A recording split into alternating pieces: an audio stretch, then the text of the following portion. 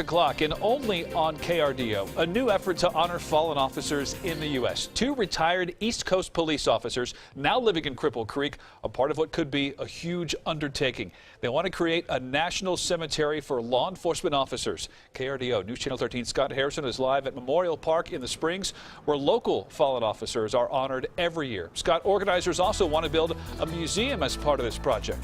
Well, Bart, for law enforcement officers, there's already a national memorial and also a national museum is being built right now, both of those in Washington, D.C. However, there's not a national cemetery. Lieutenant David Edmondson of the Colorado Springs Police Department heard about the idea of creating a national cemetery for law enforcement officers. It's a challenge he understands firsthand.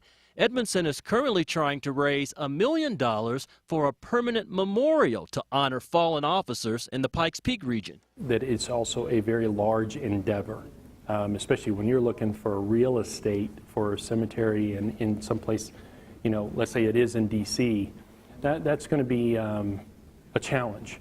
The location and the cost of the law enforcement cemetery project has yet to be determined. Another challenge being faced by organizers of the law enforcement cemetery that's not being faced by organizers of the veterans cemetery. How do you pay for travel costs of family members of fallen officers to get to that national cemetery, no matter where it happens to be? Vic Fernandez just spent 15 years getting a national veterans cemetery started in El Paso County.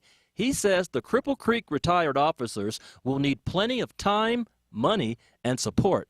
Because they don't have a Veterans Administration to do this. They're going to try to do this on their own. That's going to be very expensive. Now, another consideration is that most law enforcement officers, as with military veterans, likely would prefer to be buried at home in the same communities where they lived and they served. Now, the retired officers in Cripple Creek we told you about who are behind this idea for a national cemetery for peace officers were unavailable for comment today. However, we will keep you posted on their progress. We're live at Memorial Park in Colorado Springs. Scott Harrison, KRDO News Channel 13. Looking forward to it, Scott.